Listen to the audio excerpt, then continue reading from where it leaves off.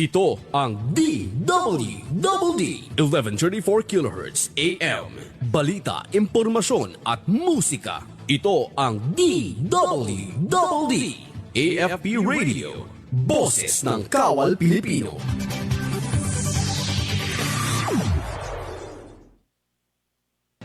Mga katropa, alam mo ba na ang DWDD 1134 kHz AFP Radio ay ang opisyal na radio station ng Sandatahang Lakas ng Pilipinas na binubuo ng Army, Navy at Air Force na siyang maghahatid sa inyo ng mga balita mula sa ating Armed Forces at iba pang impormasyon. Mga katropa, hanapin at ilike kami sa Facebook, Twitter at YouTube.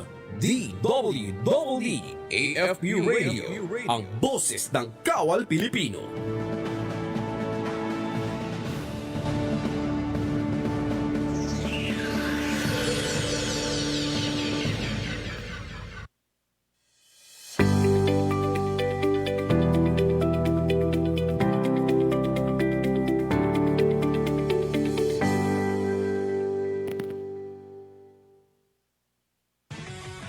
Mga katropa, para lagi kang updated sa inyong sandatahang lakas ng Pilipinas, siguraduhin naka-like at follow ka sa AFP Radio DWDD Facebook page at nakatune in sa 1134 kHz AFP DWDD. Panoorin ang weekly documentary program ng AFP Radio na Ang Inyong Kawal, Sabado alas 8 ng gabi. Simulcast po ito sa Inyong Kawal Facebook at YouTube channel. And keep up the good work sa team. Ayan, Media and Civil Affairs Group, CRS-AFP, maraming salamat po sa inyo.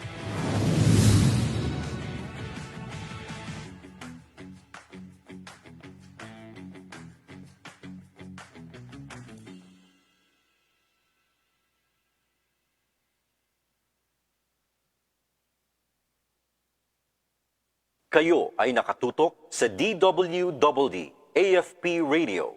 Kami po ay kasapi ng KBP, kapisanan ng mga broadcaster ng Pilipinas. Mga maiinit na balita pupulsuhan sa Pulso at Balita, hosted by Nick Lipana Echevarria, tuwing Lunes hanggang Biyernes, alas 6 hanggang alas 8 ng umaga, dito sa DWDD Armed Forces Radio, boses ng Kawal Pilipino. Oras, alas 6:25 po ang ating oras.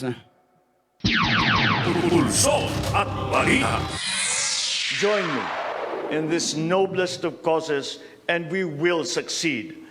Ang mga pangyayari ngayon, pag-uusapan, diringgin ang pulso ng mamamayan sa mga pangunahing balita upang ipabatid sa mga kinauukulan. Pulso at Balita dito sa DWDD. Pulso at Balita.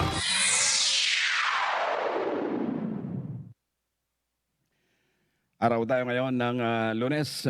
O yan, okay na Regine. Okay na, nawala na yung echo. Ika-10 na ho tayo dito sa buwan ng Agosto taong 2026. Welcome po dito sa ating panlunes na edisyon ng Palatuntunan ng Pulso at Balita, live na sumasahing papawid mula rito sa studio ng DWDD Armed Forces Radio, boses ng Kawal Pilipino. Dito mismo sa loob ng Camp General Emilio Aguinaldo, Quezon City. Pulso at Balita. Lunes hanggang Biyernes, nakakatipan tayo sa ating 2 oras na paghatid ng mga pinakasariwa, pinakatampok, pinakamas detalyadong pagbabalita. Dito lamang po yan sa ating Pulso at Balita. Katulad po ng dati, nakatuto kami, hindi ko kami bumibitiw sa bawat takbang na ginagawa ng ating gobyerno. Katuwang ating Armed Forces of the Philippines sa pangmatira ng tulong ang bawat mamamayang Pilipino, partikular ng mga nasa malalayong lugar. Pang sama-sama po natin mapagtagumpayan ang lahat ng mga hamon na ating pinagdadaanan. Magandang umagang Kawal. Ako si Nick Lipana Echevarria. Pulso at Balita. Sa ating mga katropa, nakatutok ngayong umagang ito dito sa ating Pulso at Balita. Jonathan Echevarria ng Bantog San Miguel, Bulacan. Maulang umaga pa rin po sa araw ng Lunes sa mga magang nakikinig at nanonood dito sa ating Pulso at Balita. At ingat po tayong lahat. And ayan, si Maria Regina. And Ito hong si Jayton Dawato, nakatutok na rin dito sa ating pulso at balita. And Leon Echevarria Dabu, good morning po sa lahat mula yan sa bansang Canada. Pulso at balita. Agad doon natin takuhan ng detalye natin mga paunay tampok ng mga balita dito sa unang bahagi ng unang 1 oras ng 2 oras na magiging kabuuan ng ating pulso at balita. Mga balita mula po sa ating Armed Forces of the Philippines maging sa Philippine National Police. Patungkol po ito sa katatagan at kaunlaran ng bansang Pilipinas. Si Regina Ascanio Tamaño ang siyang gigiya sa ating 2 oras na balitaan. Pulso at balita. Detalye agad ng ating mga balita. Mga balitang kawal po muna tayo mula po sa ating Armed Forces of the Philippines maging sa Philippine National Police.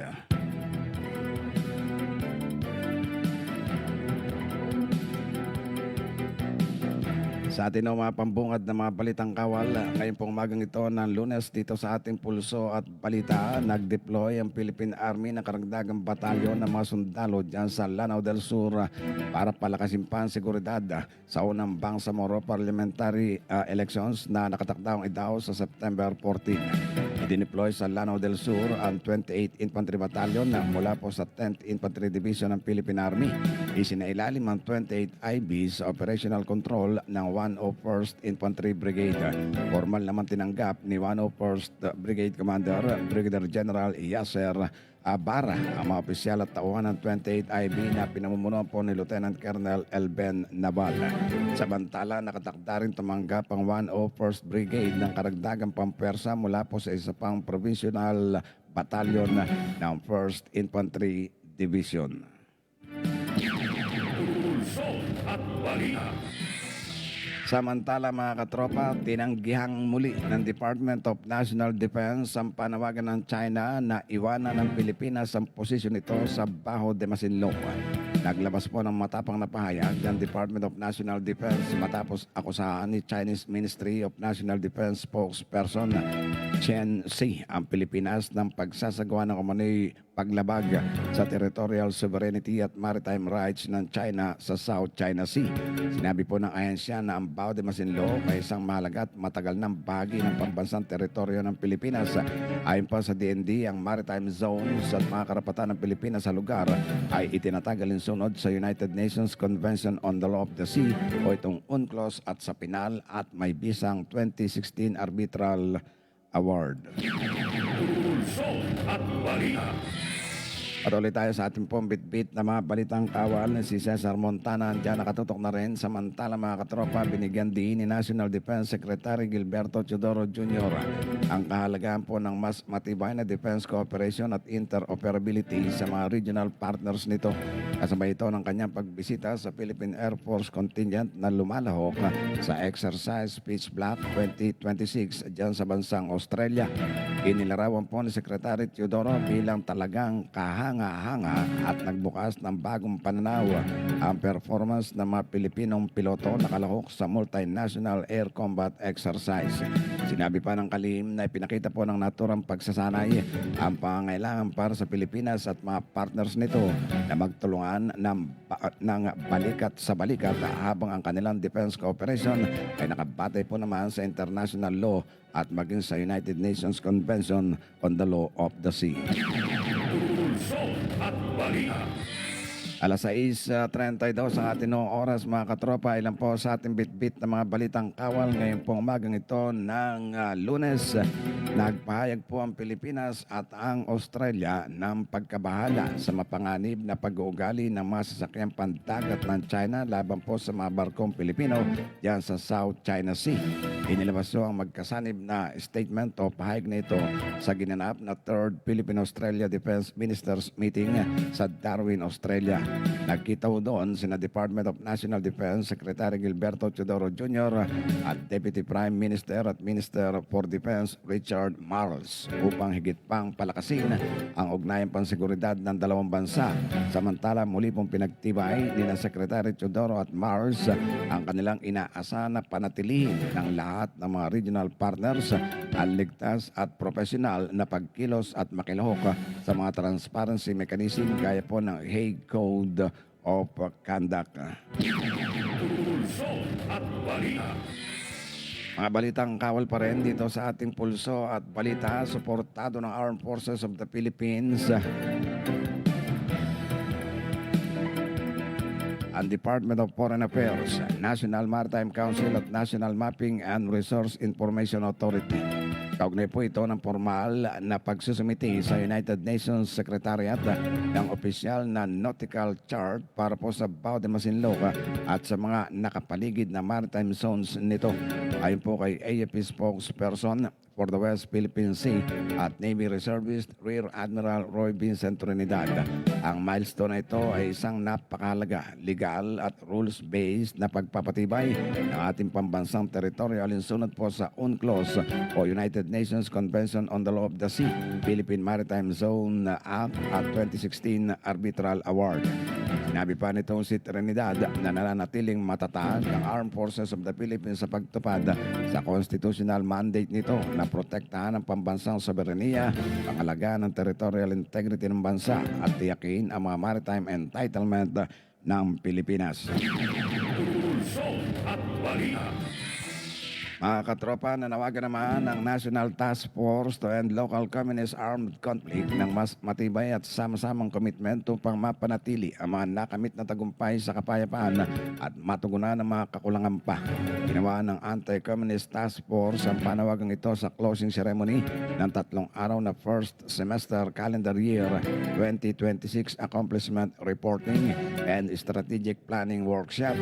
Ayon po kay National Security Advisor at NTF-ELCAC Vice Chair Eduardo S.L. Oman Jr., ang kampanyang ito ay nakasalalay po sa magkatuwang na responsibilidad ng lahat ng mga sektor.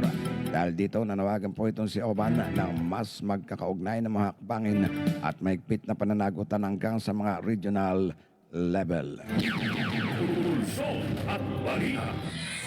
Mga balitang kawal pa rin, alas 6:39 ang ating oras. Ibinagi naman ng Office of the Presidential Advisor on the Peace, Reconciliation and Unity o itong OPAPRO na napatunayan pong epektibo itong mga localized peace engagement initiative sa pagtulong na wakasan ang insurgency at bumuo ng pangmatagalang kapayapaan sa bansa. Sinabi nito si OPAPRO Secretary Mel Senen Sarmiento na kabilang sa mga pinakamabisang estratehiya sa pagwawakas ng tunggalian ang tuloy-tuloy na dialogo, pagpapalakas sa mga lokal na pamamahala at mga solusyong pinangungunahan ng mga komunidad. Ayon sa kanya, malapit na nakikipagtulungan itong OPAPRO sa mga provincial local government unit upang bumuo at ipatupad ang kanilang mga transformation program implementation plans. Binigyan din itong si Secretary Sarmiento na sa ilalim po ng Republic Act 7160 o Local Government Code of 1991 tungkulin ng mga gobernador at alkalde na tiyakin ang kapayapaan at kaayusan sa kanilang mga komunidad. Pulso at balita. Tuloy tayo mga katropa dito sa ating mga balitang kawal pa. Nagsagawa naman ng Armed Forces of the Philippines ng retirement ceremony para po naman dito kay Commodore Alex V. Gianan ng Philippine Navy sa Tearsol sa APCOC. Pinangunahan ni AFP Deputy Chief of Staff Lieutenant General Edmundo G. Peralta, Philippine Army, ang naturang seremonya at sabay ho ng pagtanggap naman kay Captain Michael G. Barrion bilang bagong Assistant Deputy Chief of Staff for Financial Management. Pinuri nito si Lieutenant General Peralta si Commodore Gianan para po sa kanyang mahalagang ambag at mga nagawa sa kanyang panunungkulan. Ipinahayag din ito ang kanyang tiwala na ipagpapatuloy ditong si Navy Captain Barrion ang magandang legasiya ni Gianan at pananatili ng pinakamataas na pamantayan ng profesionalismo, pananagutan at kahusayan. Pulso at balita. Sa iba pa nating mga balita mga katropa, na mahagi naman ang itong mga miyembro ng Philippine Marines mula sa Marine Battalion Landing Team 8 o itong MBLT 8 ng mga school supplies. Nagbigay din ng mga libreng gupit at nag-ain ng mga masusustansyang pagkain sa mga bata mula po sa komunidad ng Badjao sa Barangay Mabusag sa Badok, Ilocos Norte. Ipinapakita po ng mga ito ang paniniwala ng Peacemaker Battalion na bawat bata, anuman ang kanilang kalagayan, ay nararapat lamang magkaroon ng mga kagamitan kabataan upang matuto habang nakatalaga sa pangalaga sa Northwestern Luzon Frontier. Nananatiling nakatuon ang MBLTH sa pagpapabuti ng kalagayan ng mga komunidad na sakop po naman ang kanilang area of responsibility. Pulso at balita. Samantala sa ating pang mga balita, alas 6:42 ang ating oras, nakaisa naman ang 502nd Infantry Brigade sa National Service Training Program Orientation ng Isabela State University na ginanap sa Amphitheater diyan po sa Isamain Campus, San Fabian at Tiague, Isabela. Tampok sa naturang aktibidad ang West Philippine Sea Photo Display and Awareness Camping, Squad Static Display at ang pagpapakita po ng iba't ibang mga military asset. Layunin po ng mga ito na mabigyan ng mga estudyante ng karagdagang kaalaman at kamalayan hinggil sa pambansang seguridad, pagtatanggol sa teritoryo at mga tungkulin ng Armed Forces of the Philippines sa paglilingkod sa bayan. Dumalo sa aktibidad ang mahigit 2,000 mga estudyante wala po sa mga programa ng Reserve Officers Training Corps, Civic Welfare Training Service at Literacy Training Service ng ISU. Pulso at balita. Yan ang ating pong unang salbo ng mga balita dito sa ating mga balitang kawal. Sa unang bahagi po ng unang 1 oras na ating 2 oras na magiging kabuuan ng ating pong balitaan dito sa ating pong pulso at balita. At sa aming pong pagbabalik ni Ron Angeles, tutunghayan naman natin ating pong mga malalaking balita ngayon pong umaga. Naku, epekto po nitong bagyong sino ayos si Maymay, si Luis, si Maymay, nagsama-sama na ito. Although wala na sila at nalusaw na, pero yun hong tatlong sama ng panahon na nasa labas ng ating Philippine Area of Responsibility, partikular po yung bagyong Dolphin, ang siya po namang nagpapalakas dito po sa bagat na siya po namang nagdudulot ng malawakang pagbaha dito po sa atin, lalo na dito sa Luzon. Talaga naman pinadapa po ng bagyo o ng habagat itong Luzon. Pulso at balita. Babalik po kami na ron, Agnes, para sa ating mas malalaking mga balita pa. Sandali lang po. Ito ang DWD 1134 kHz AM.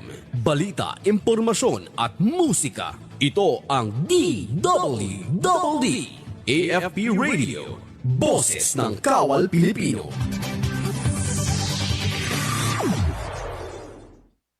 Kayo ay nakatutok sa DWD AFP Radio. Kami po ay kasapi ng KBP, Kapisanan ng mga Broadcaster ng Pilipinas. 4 minuto makalipas ang ganap na ika-6 ng umaga. Balik tayo agad dito sa ating pulso at balita para sa ating pong mga malalaking balita. Pulso at balita.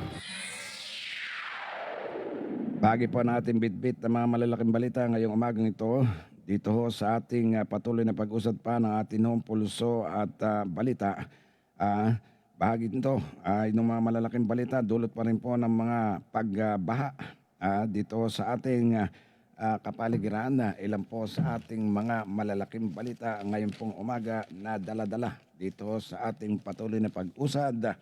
Ito hong Luzon, pinadapa ng habagat. 3 ang patay dyan sa Batangas. Pulso at balita.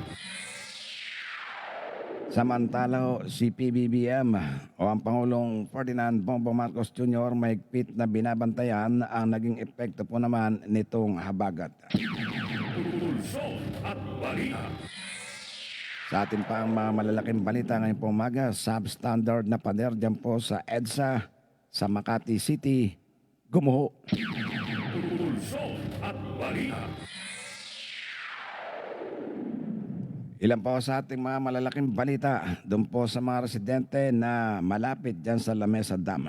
Meron pong abiso ang Pag-asa. Hinggil ko naman dito sa pag-apo ng Lamesa Dam, asahan na daw. Pulso at balita. 55 mga lugar sa Oriental Mindoro pinalubog ng habagat. Pulso at balita.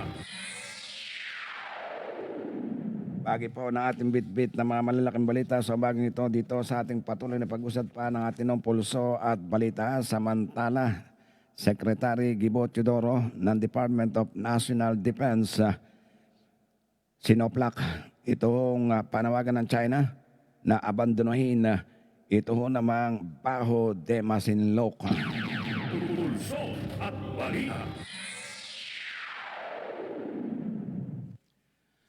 Yan ang ating pong bit-bit na mga malalaking balita ngayong magang ito dito sa ating patuloy na pag-usad na ating pulso at balita. Tinututukan na yan ang ating mga katropa dyan, sina Corexman, Gun Safety, ng Gun Safety Advocates of Gun Safety Advocates of the Philippines na nagpapahig po ng buong suporta sa ating AP Radio, DWWD and the whole Armed Forces of the Philippines para sa bayan, sabi nga ni Corexman. Wilson Baldosa Basaliso, good morning sa ating pong AFP Radio. And Julio Saludes, good morning po sa ating mga katropa. Mabuhay ang AFP Radio at ang buong sandatahang lakas ng Pilipinas. Shout out po muna sa ating GSAP at dito sa PASGP family. Nakatutok po sila ngayon mula dyan sa kanilang Hong Kong chapter. Pulso at balita. Ilan po sa ating bit-bit na mga malalaking balita ngayon pong umaga. Ito ang Senate Blue Ribbon Committee, iimbestigahan ang mga substandard at itong mga palpak na public works ayon kay Senator Erwin Tulfo. Pulso at balita. Yan ang ating bit-bit na mga malalaking balita, ang mga detalye.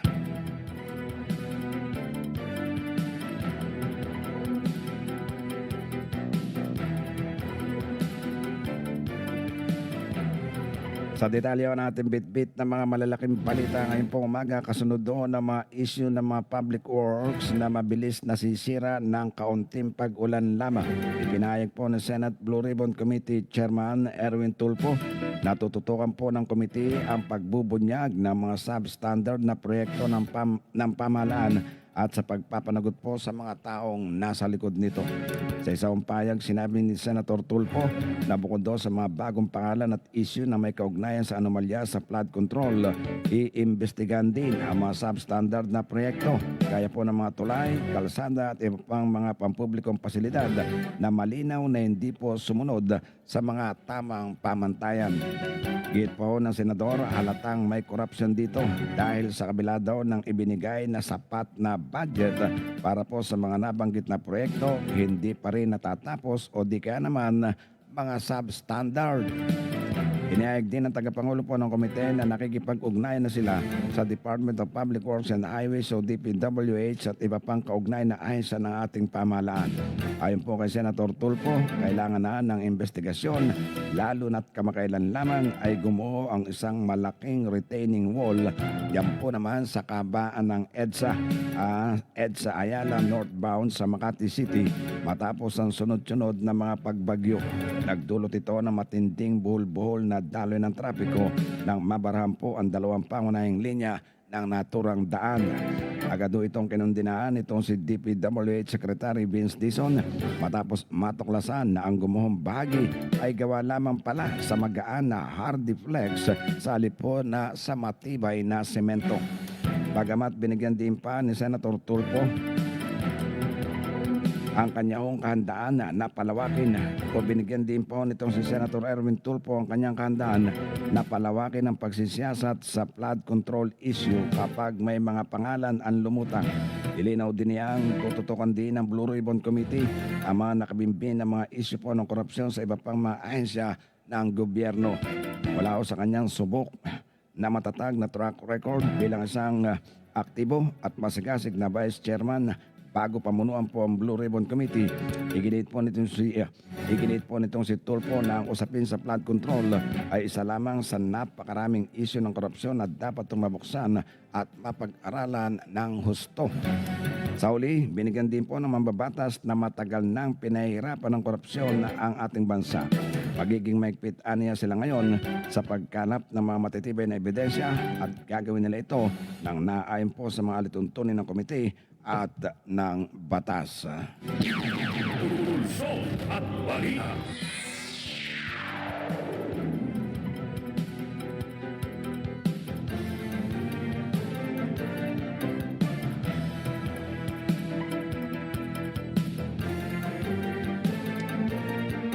Patuloy tayo sa ating pang mga balita, mga katropa, dito sa ating pulso at balita.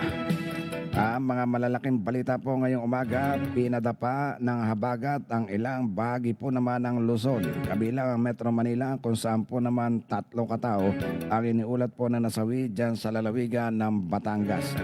Sa report ni Batangas Provincial Disaster Risk Reduction and Management Office o PDRRMO Chief Fe Fernandez, nito hong nagdaang araw ng linggo. Kahapon po ito, Agosto 9, kabilang sa mga nasawi ay ang isang lalaking nakuryente sa paglalakad sa tubig baha dyan sa Lipa City. Isa ho naman ang nalunod sa barangay San Jose, Sico, Batangas City at isa naman ang nalibing po ng buhay sa landslide sa barangay Calumala, Santa Teresita ng nabanggit na lalawigan.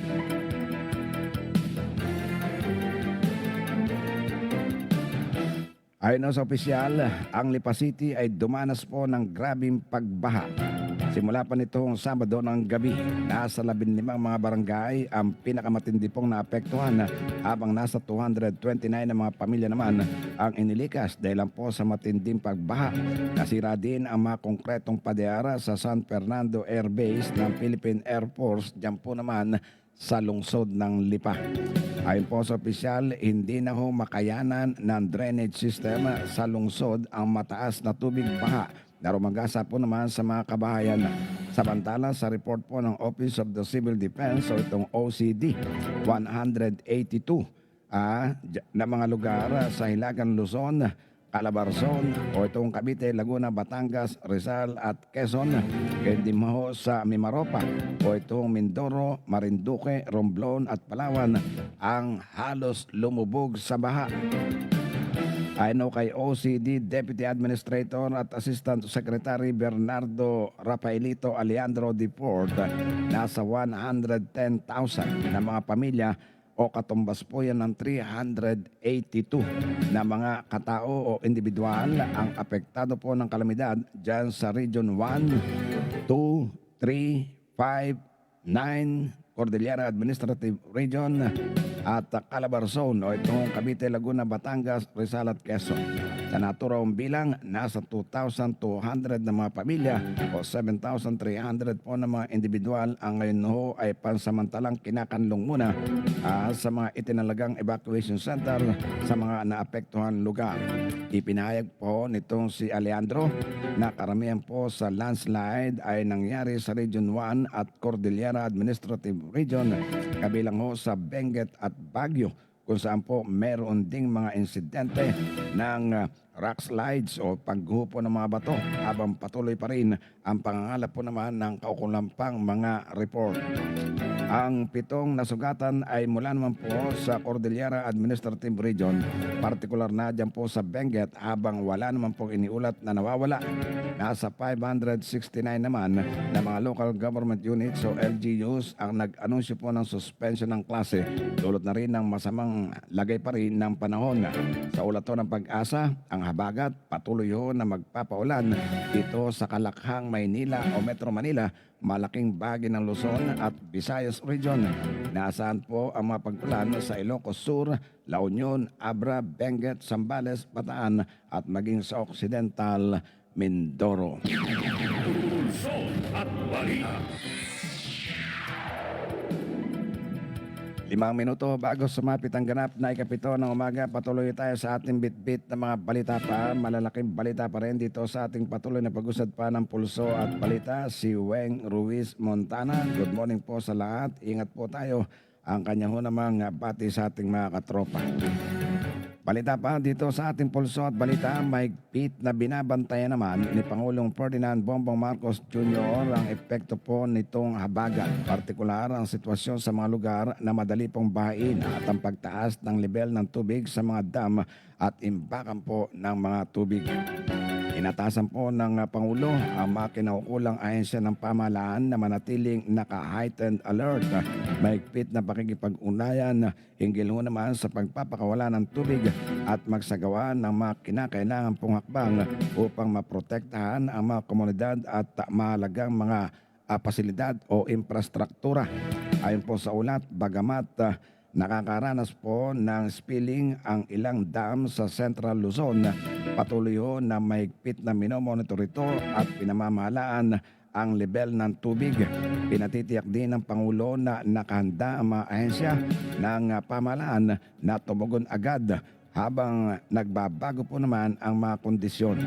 Inatasan din ni Pangulong Bongbong Marcos ang lahat po ng ahensya ng pamahalaan na manatiling nasa full alert habang itinaas naman ng NDRRMC sa full alert status ang kanila po namang mga kahandaan. Nagsagawa rin po ang mga otoridad ng mga preemptive evacuation sa mga lugar na nasa panganib po ng pagbaha, pagguho ng mga lupa at storm surge. Nakapag-imbaka ang DSWD naman ng mahigit po sa 5 milyong mga family food packs sa buong bansa at may mahigit 1.6 billion pesos pa na standby funds o nakaantabi po na pondo para magamit sa mga kaukulang emergency response.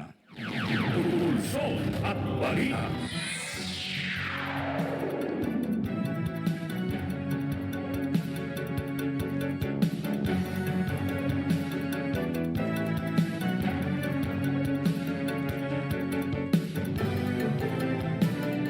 Alas 6:58 ang ating oras. Samantala mga katropa, sa ating po mga balita, epekto pa rin po ng habagat, bunsod po ng walang tigil na mga pag-ulan, ipinahayag po ng Philippine Atmospheric Geophysical, Astronomical o itong PAG-ASA. Naasahan po ang posibleng pag-apaw ng Lamesa Dam, dala po naman ang habagat sa malaking bahagi ng Luzon at maging sa Visayas. Ayon kay Pag-asa hydrologist Richard Orendain, nasa 79.70 meters na ang level ng tubig sa Lamesa Dam dyan po sa Quezon City hanggang alas 5 po ng madaling araw kahapon. Malapit na ho yan sa spilling level nitong 80.15 meters. Posible anayang umabot sa spilling level ang Lamesa Dam ngayon pong madaling araw kung magpapatuloy ang malakas na pag-ulan sa watershed po nito. Nagbabala ang Pag-asa na maaari pong magdulot ito ng pagbaha sa mga lugar na malapit po dyan sa Tulyan River. Napatid po kay Orendain na bahagyang bumaba na ang level naman ng tubig sa Tulyan River matapos po itong halos umabot sa kritikal na antas. Gayunman, may posibilidad itong umapaw kung magpapatuloy ang pag-ulan at aabot po sa spilling level ng Lamesa Dam. Nasa ligtas pang antas na 161.12 meters ang Angat Dam naman. Bagamat tumaas ito ng 2.23 meters, malayo pa rin daw ito sa spilling level na 210 meters. Tinatayang aabot lamang sa 170 hanggang 175 meters ang level ng tubig nito pagsabit po ng katapusan nitong Agosto. Sa Benguet, 8 gate ang nakabukas sa Ambuklaw Dam habang 6 po na gate naman ang bukas dyan sa Binga Dam. Sa Pangasinan, kailangan pa rin pong madagdagan daw ang tubig dyan sa San Roque Dam na nasa 239.72 meters lamang kahit tumaas na ito ng 6 na metro. Patuloy naman pong magdadala ng mga pag-ulan ang habagat sa Metro Manila at ilang bahagi po ng Luzon maging sa Visayas. Inaasahan po ang monsoon rain dyan sa Ilocos Sur naman, La Union, Abra, Benguet, Zambales, Bataan at Occidental Mindoro habang makakaranas po naman ng panakanakang pag-ulan ang Metro Manila at iba pang mga lugar sa Luzon at maging sa Visayas. Samantala, itinaas na ho sa ikalawang alarma ng Marikina City Government ang umaga ho ng Linggo, Agosto 9, ang patuloy na pag-angat ng level na tubig yan sa Marikina River dahil po naman sa mga pag-ulan dala ng habagat. Actually, bumaba na po yan. Pero kanina ho, mga 5 o'clock din, mga 5:30, habang papasok ko dito sa opisina, muli hong nagsagawa ng ikalawang alarma itong Marikina. Higil ho naman sa level ng Marikina River.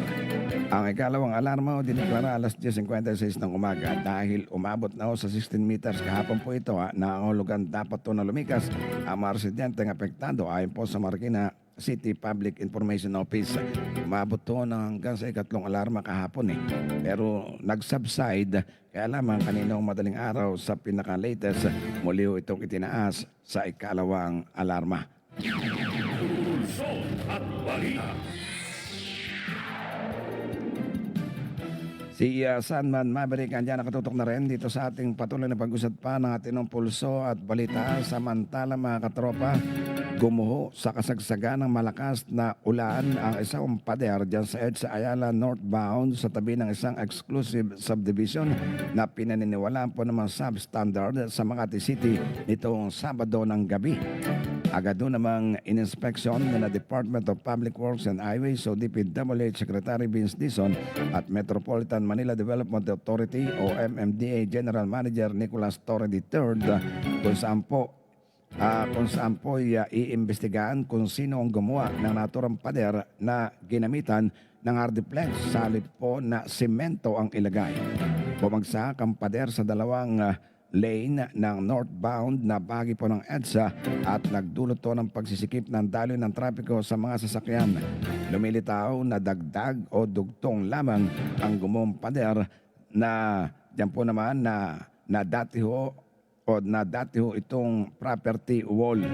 Ay naman kay Torre, patuloy ang ginagawa pong clearing operation sa mga debris at ginamitan na rin ng MMDA ng extrication equipment upang putulin po at tanggalin ang mga bahagi ng tubular at mga drywall ng gumuhong istruktura. Pero kanina ho pinakalitis ito, kaninang madaling araw, yun ho, mga debris dun po sa gumuhong retaining wall na yan ay maayos na ho at malinis na yun pong northbound na yan. At ngayon po maayos na ho ang daloy ng trapiko doon. Pulso at balita. Ilan lamang ho yan sa ating bitbit na mga malalaking balita pa dito sa ating patuloy na pag-usad pa. Tinututukan na rin yan ating katropa si Ella Mercado. Good morning kanyang pati sa ating mga katropa. Mula yan sa lungsod ng Marikina. Babalik po kami ni Ron Angeles sa ikalawang oras na ating 2 oras na pulso at balita. Sandali lamang po, meron kaming ilang mga obligasyon. Ito ang DWWD 1134 kHz AM. Balita, impormasyon at musika. Ito ang DWWD AFP Radio. Boses ng Kawal Pilipino. Kayo ay nakatutok sa DWWD AFP Radio. Kami po ay kasapi ng KBP, Kapisanan ng mga Broadcaster ng Pilipinas. 4.00 minuto ho makalipas ang ganap na alas 7 ng umaga. Nasa ikalawang oras ho tayo ng ating 2 oras ng paghatid ng mga balita dito sa ating patuloy na mag-usad ng 2 oras na pulso at balita. At balita. Samantala, as usual, sa bagay pong ito, atin ho munang kuhanin ang update sa magiging tayaw ng ating panahon. Direkta po ito mismo sa ating Pag-asa DOST Forecasting Center. Nandoon ating weather specialist na si Miss Chanel Dominguez para po naman sa kanilang update ngayon pong araw na ito, August 10, sa magiging taya ng ating panahon. Sige po, go ahead. Ihanda pa rin natin ang ating mga payong dahil inaasahan pa rin natin malaking bahagi pa rin ng ating bansa ang makakaranas ng mga pag-ulan. Maganda umaga po, narito ang ating weather update para sa araw ng Lunes, August 10, 2026. Kaninang 5 a.m. ay naglabas tayo ng heavy rainfall warning at inaasahan po natin yung orange warning dito sa may Zambales, Bataan, Metro Manila, Pampanga, Rizal, Bulacan, portions ng Cavite, Batangas at Tarlac. Yellow warning naman sa portions ng Tarlac, Cavite, Batangas, Laguna, Nueva Ecija at Quezon. May kita din natin dito sa ating mapa, may mga color blue tayo. Dito po inaasahan natin yung mga pabugso-bugsong malalakas na pag-ulan. Next heavy rainfall warning natin ay mamayang 8 a.m. Para dito sa ating satellite imagery, meron tayong minomonitor na bagyo na nasa labas ng ating Philippine Area of Responsibility. Ito ay may international name na Pelu. May kita natin, palayo naman ito ng ating bansa, kaya hindi rin natin inaasahan na ito ay magkakaroon ng direktong epekto sa anumang parte ng bansa natin. Sa ngayon, patuloy pa rin ang pag-iral ng southwest monsoon or habagat dito sa buong Luzon at western section ng Visayas. Ito po yung nagdadala ng mga pag-ulan dito sa malaking bahagi ng ating bansa, lalong-lalo na dito sa Luzon. Dito naman sa may bahagi ng Visayas at Mindanao, kung makikita natin, medyo clear yung kanilang satellite image dahil wala na po tayong inaasahan ng mga malawakang pag-ulan dito. Inaasahan na lamang po natin yung maaliwalas na panahon, pero mataas pa rin yung tsansa ng mga localized thunderstorm pagdating sa hapon at sa gabi.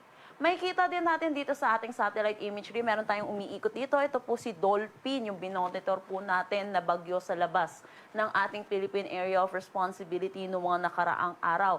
Tuluyan na ito naglandfall dito sa may China at inaasahan natin dahil na rin sa interaction nito sa kalupaan ay hihina na rin ito at is posible na rin humina itong southwest monsoon natin na pinalalakas nito noon na si Dolphin sa mga susunod na araw. So pero sa ngayong araw po, inaasahan pa rin po natin magiging maulan pa rin po ang panahon natin.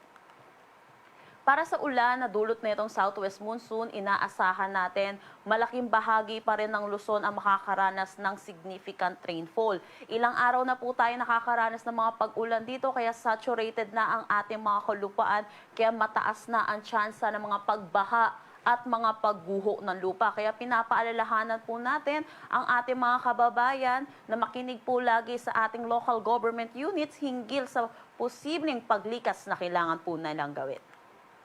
Para naman bukas, medyo mababawasan na yung mga pag-ulan na mararanasan natin dulot ng habagat. Pero significant rainfall pa rin po ito at inaasahan pa rin natin magdadala pa rin ito ng mga pagbaha at mga pagguho ng lupa. Pagdating ng Wednesday, yun po humihina na yung ating habagat at inaasahan na lang natin ang 50 to 100 millimeters of rain sa may Zambales, Bataan at Occidental Mindoro. Yun po, pero may epekto pa rin yung southwest monsoon nito by Wednesday pero humihina na nga dahil na rin sa paghina ng epekto ng habagat dito sa ating bansa. Meron tayong nakataas na gale warning dahil sa malakas na bugso nitong ating southwest monsoon. Inaasahan po natin ang matataas na mga pag-alon at malalakas na hangin dito sa may Batanes, Babuyan Islands, western coast ng Ilocos Norte, western coast ng Pangasinan, Zambales at Bataan. Kaya pinapaalalahanan po natin ang ating mga kababayan mangingisda at may mga sasakyan malit pandagat na ipagpaliban muna ang pagpalaot dito. Ang sunrise mamaya ay 5:41 a.m. at ang sunset mamaya ay 6:22 p.m. Para sa karagdagang impormasyon, bisitahin ang aming mga social media pages at ang aming website pag-asa.dost.gov.ph. At yan po muna ang latest dito sa Pag-asa Weather Forecasting Center. Chanel Dominguez po, magandang umaga at ingat po tayong lahat. Thank you very much. Sa ulit po na yan, ating katropa si Miss Chanel Dominguez, ating pong weather specialist. Direkta po yan mula sa Pag-asa DOST Forecasting Center. Salamat po. Pulso at balita. Alas 7:10 ang ating oras dito sa ating patuloy na pag-usad na ating pulso at balita. Patuloy namin kayong ahatiran ng mga update dito sa ating sa kaganapan po, especially dito sa epekto nitong habagat na hanggang ngayon patuloy po na nananalasa dito sa malaking bahagi po ng ating bansa. Napakarami po yung mga lugar na halos po lubogin talaga. Yung mga properties at yun mga pananim o agrikultura, mga kabahayan, talaga naman pong naapektuhan ng husto. Pulso at balita. Kaya ingat pa rin po tayo sa ngayon dahil sabi nga sa report ng Pag-asa, patuloy pa rin po tayo makakaranas ngayon ng masungit na lagay ng panahon. Bukas po pwede ho na mabawasan, sabi ng Pag-asa, yun yung mga pag-ulan na atin pong nararanasan. Pero gayon pa man, lalo na ho dun sa mga low-lying areas na nagsisilbing catch basin po, na tipong mentras umuho pa ho ang mga pag-ulan, dahil yung mga tubig galing sa kaitaasan umuuho, papunta po yun sa mga lugar na catch basin. So talagang hindi pa rin po sila makakapag hindi pa rin sila makakapag linis man lang ng kanilang mga tahanan kung talaga pong kahit na talagang gustong-gusto nila. Meron pong mga ganyan. Alimbawa, din sa may parte ho ng Pampanga o kaya dyan sa Kalumpit sa Bulacan. Yung mga nanggagaling po na tubig, galing po doon sa kaitaasan nila, dyan po naman talagang pumupunta eh. Pulso at balita. Yung mga karsada, marami na naman po yung mga karsada na ingat yung mga motorista doon po sa mga lubak-lubak na mga karsada, mga butas-butas kasi dahil po doon sa mga patuloy na pag-ulan na yan, yung mga asfalto nababakbak eh. Ito nga hong reblocking na ginawa po dito sa kahabaan ng EDSA o 1.2 billion pesos po yung sinasabing na gastos dyan mula doon sa mga natapos na lugar. Eto butas-butas na uli ngayon. Kaya si Secretary Vince Dizon ng Department of Public Works and Highways ayan, galit na galit at kanila hong iimbestigahan yun hong nangyari. Sabi niya kasi noon talagang yung mga asfalto na ginamit yan hindi ho basta-basta. Tingnan natin kung ano magiging pananagutan dyan ng mga kontraktor na gumawa po niyan. Tsak na hindi ho papayag ang DPWH niya sa ilalim ni Secretary Dizon. Doon, meron pa naman siguro yan. Baka kumbaga sa may warranty pa yan. Wala pong halos isang taon yan, di ba? Inumpisa yung reblocking nitong mga last year, December. Bago matapos ang December, nag-umpisa na yan last year. So ngayon, wala pong 1 year. Ito nagkabutas-butas na uli. Kaya ito, tsak manggagalaitin na naman sa galit si Secretary Vince Dizon nito. Pulso at balita. Ang pinaka-latest po ngayon sa epekto po ng habagat doon po sa mga nasawi. Kanina doon po sa mga report, 3 yung sinasabi dyan sa lalawigan ng Batangas. Base doon sa ulat ng kanilang PDRRMO. Pero ang pinaka-latest na po ngayon, base sa ulat ng National Disaster Risk Reduction and Management Council o itong NDRRMC, umaabot na sa 8 na katao ang naiulat po na nasawi dahil sa epekto po ng Bagyong Luis naman at saka po ni Maymay na nagpalakas dito po sa habagat sa national ayon ito sa NDRRMC.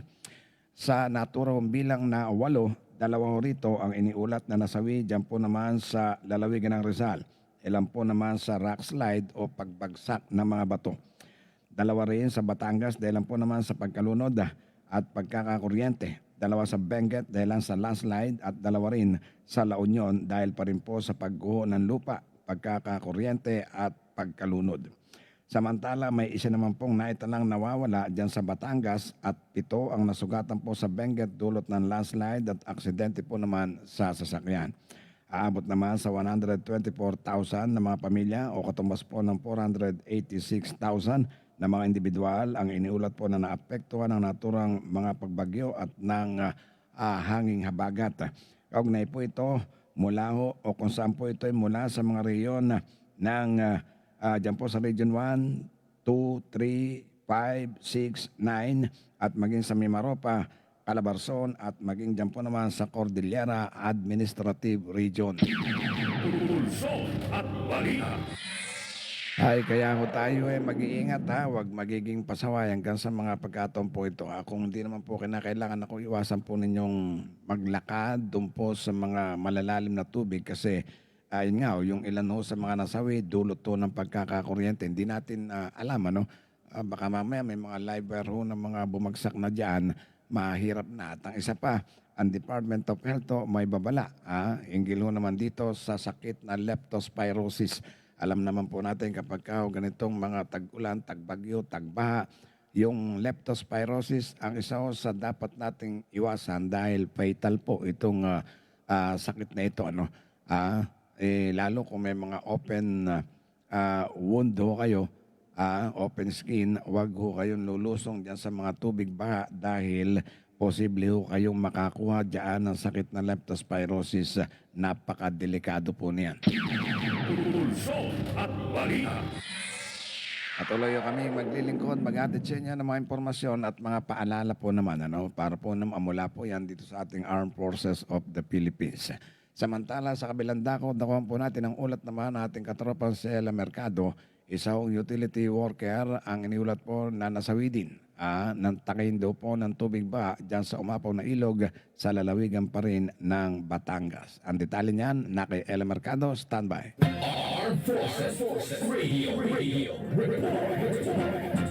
Ella, go ahead.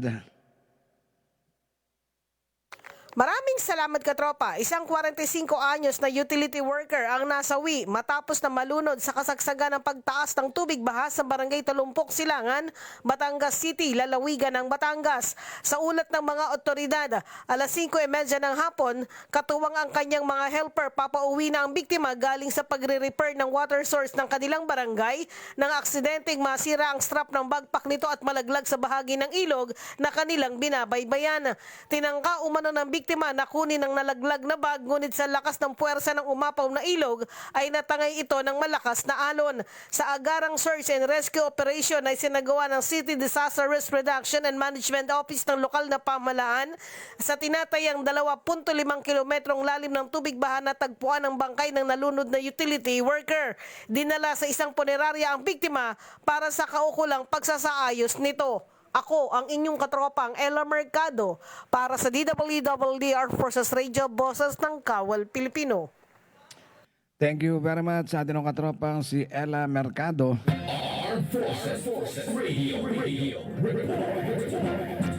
Alas 7:17 ang ating oras dito sa ating patuloy na pag-usad pa natin ng pulso at balita. Good morning po sa ating mga katropa. God bless sa ating AFP, sa PNP, sa Philippine Coast Guard, sa BGMP, Bureau of Correction, NTF-ELCA at maging sa iba pa mga low government agencies. Galing po yan ang pagbati kay Sandman Maverick. Pulso at balita. Ito ho yung babala o anunsyo ng Department of Health, hinggil po naman dito sa sakit na leptospirosis. Dahil yan nga ho, sa gitna ho ng walang tigil ng mga pag-ulan at pagbaha, dulot to ng habagat at nitong mga nagdaang bagyo, muli hong nagbigay ng babala o paalaala ang Department of Health hinggil po naman sa panganib ng leptospirosis.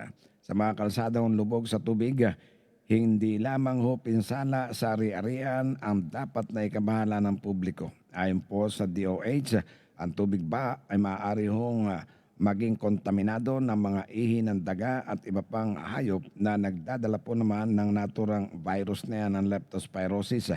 Kapag ka po tayo na-expose dito, tumataas po ang posibilidad na tayo po naman ay magkasakit. Itong leptospirosis nga. Itong leptospirosis ay isang seryosong karamdaman na maaaring magdulot ng komplikasyon at maging sanhi ng kamatayan. Kabilang po sa mga sintomas, ang mataas na lagnat, pamamanhid, pananakit ng kalamnan, pamumutla ng mata at iba pa hong mga senyales ng infection. And bilang pag-iingat po, pinapayo ng Department of Health ang publiko na iwasan hong lumusong sa mga baha. Kung hindi may iwasan, agad na maghugas o maligo gamit po ang malinis na tubig at sabon. Mahalaga rin ang agaran pong pagkonsulta sa mga doktor upang mabigyan ng tamang lunas. Para ho sa agarang tulong sa panahon po ng sakuna, maaaring tumawag po sa National Emergency Hotline na 911. Pulso at balita. Actually, hindi lamang ho yung leptospirosis. Kahit po tayo nasa sa mga bakuran na ho natin, hindi pa rin tayo ligtas sa mga sakit kasi maliban po sa leptospirosis, ang isa pang napakadelikadong sakit, ito hong dengue, di ba? Kaya iwasan ho yung meron tayong mga tubig na stagnant doon ho sa palibot ng ating mga bakuran, sa mga premises ho natin. Kaya kahit po doon lang sa mga baka mamaya meron ho kayong mga nakakatihaya dyan ng mga pinagbasyohan ng mga bote o anuman pong po pwedeng pag-istakan ng tubig. Naku, check ko ninyo at antimano ho, linisin, itapon. Mag-ingat ho sa mga sakit. Ang dengue at ang leptospirosis halos magkapareho ito ng sintomas. Pulso at balita. Yung ikaw lagnatin ng mataas, tapos namumutla, nananakit ang mga kalamnan, halos pareho po yan. Itong dengue actually kahit tutag-araw talagang hindi nawawala ito . O ang leptospirosis naman, ganun din. Kapag halimbawa sa mga lugar nga ho na mga bakuna na mayroong mga sulok-sulok, Baka mamaya merong mga ihi dyan ng mga daga o iba pang mga hayop. Tapos maglilinis tayo. Nga tanong ninyo, kahit na walang mga ganitong sama ng panahon, lalo kung may mga open wounds kayo, no? O mga open skin, naku, iwasan ho ninyo kaagad. At pag nakaramdam mo, huwag kayong matakot o lalong huwag manghihinayang na magpatingin ho kaagad sa mga doktor para just in case, maagapan po agad. Ano? Pulso at balita. Dito sa patuloy na sama ng ating panahon, ang NDRRMC ay kanilang pinakilos na rin. Ano? Yung lahat po ng mga clusters nila, ibig sabihin yung mga bumubuo po nitong clusters ng NDRRMC. Iba't ibang ahensya po ito ng ating gobyerno, ibig sabihin. Ano? Dahil po naman nga dito sa epekto nitong habagat o doon ho sa mga pagbaha, dulot po ng habagat. Kaya ang NDRRMC inactivate or pinakilos na lahat ng kanilang mga national response clusters para po sa mga emergency response at mga humanitarian assistance na kakailanganin. Base na rin po yan sa kautusan ng Pangulong Ferdinand Bongbong Marcos Jr. sa lahat po ng mga ahensya ng ating gobyerno na may kinalaman dito po naman sa ating mga constituents na agad-agad makapagbigay ng mga emergency response. Siguraduhin po na yung kanilang mga equipment o yung anumang mga assistance lagi pong nakahanda. Yung kanilang mga personal of course, pero siyempre mag-iingat din po kayo doon po sa mga rescuers natin. Mag-iingat din po kayo dahil alam namin na sa kagustuhan ninyo na makapagligtas ng buhay ng ating mga kababayan, minsan may mga pagkakataon na ang inyong kaligtasan naman ang nalalagay po sa panganib. Pulso at balita. Kabilang ho doon sa mga clusters na inactivate ng NDRRMC ang kanilang mga logistics, food at non-food items, search, rescue and retrieval, health, law and order, camp coordination at camp management at iba pang mga clusters nito. Pinagana na rin nitong NDRRMC Interagency Coordinating Cell para sa operational coordination at pagdedesisyon ng mga ahensya sa pagtugon po sa mga sitwasyon. Halos 200 mga lugar, kung inyo pong matatandaan, dito sa Luzon, ang nakapagtala po ng mga pagbaha dahil po sa epekto ng habagat. Kahit nananatili yung nakatutok ang mga ahensya sa mga apektado po namang mga komunidad. Yung mga pananim po ng ating mga kababayan, nakikita ko ninyo sa mga post sa social media, talagang kakalungkot. Kasi yung kanilang mga pananim, may mga palayan, na kumbaga pinadapa ho nitong pagragasa ng mga tubig baha. May mga pananim po ng mga gulayan, ganun din, binaha, sinira nitong tubig baha. Isa pa sa atin nung paalala ngayon, doon naman sa ating mga negosyante, huwag naman ho natin masyadong samantalahin sana. Itong ganitong mga pagkakataon na magdagdag ng presyon doon sa ating mga bilihin. Although ang Department of Agriculture po, nagpalabas na ng anunsyo na nananatili daw na matatag itong presyo ng ating mga bilihin. So ibig sabihin, hindi dapat magbago kahit pa nga meron ganitong mga pagbaha. Pero tingnan po natin, siguro dapat ang Department of Agriculture and I'm sure na sila ho naman ay nagsasagawa ng pag-i-inspeksyon dito sa mga pamilyan kasi alam ho namin hindi naman kontento ang Department of Agriculture na magpalabas lamang po ng mga anunsyo. And also itong Department of Trade and Industry dahil sa utos na rin ng Presidente, hoping na sila po ay talagang magmo-monitor ng mga presyo, yung mga pangunahing bilihin po natin dito sa mga pangunahing pong pamilya na maaari pong samantalahin nitong mga mapagsamantalang negosyante na lalo po namang magpapahirap dito sa ating mga consumers, sa ating pong mga consumers. Kasi kung hindi ho natin babantayan at hindi ho natin talaga tututukan ito ngayon, lalo na ho yan doon sa mga ilang malalaking pamilihan, baka po ito samantalahin, lalo ho ang mga gulay ngayon. Although alam natin na pahirapan ito sa biyahe, di ba? pahirapan ho sa biyahe ngayon itong hatid ng mga gulay sa mga pangunahing bilihin, lalo na ho dito sa mga dadaanan mong karsada. So dito, palagay ko, hindi ho talaga may iwasan na magdagdag po naman ng presyo itong mga biyahero. Dahil nga po dun sa kanilang mararanasan po na hirap. Siyempre sa kurudo, tapos yung sa mga daan, yung chances so na masira din yung kanilang mga produkto. Pero sana gawin ho natin reasonable at hindi po yung tipong pagsasamantalahan natin itong mga kababayan natin na talaga naman pinadapa na ho ng magkakasunod na bagyo at ng hanging habagat. Pulso at balita. Si Jan Andugaan ng Cavite, andyan nakatutok na rin dito sa ating pulso at balita ngayon pong umaga, si Henry Dean. Good morning din po sa lahat and God bless. Ingat po tayo, sabi niya ang kanyang paalala. So lahat, wag po tayong magiging pasaway kasi kaligtasan po natin. Mahalaga ang ating pong kaligtasan and, lalo na ho doon sa mga nasa low-lying areas kasi ang ngayon, hindi lang ho mga landslide, hindi lang pagba, hindi lang landslide, may rock slide na rin. Siyempre yun ang mas nakakatakot yung mga rock slide kasi ibig sabihin mga bato yan na bumabagsak galing po doon sa mga kaitaasan. May mga reported din ng mga tulay ng mga nasisira at yung mga kalsada. Yung mga dati yung hindi binaba, talaga ngayon po naman binaarin. Pulso at balita. At dahil dito sa ating nararanasan ito, ang Philippine National Police, ang PNP, yung kanilang mga katauhan at mga kagamitan, ipinakalat na rin ho agad-agad para makatugon doon ho sa mga kinakailangang emergency situation. Kasunod na rin po yan ang malalakas na mga pag-ulang nararanasan sa malaking bahagi po ng ating bansa dulot ng habagat mula pa noong 1 linggo hanggang nitong weekend. Kung pagkakatanda ko, nag-umpisa ito nung last Saturday. Kasi galing kami nun sa Nueva Ecija, maulan na nun, Saturday, August 2, August 1.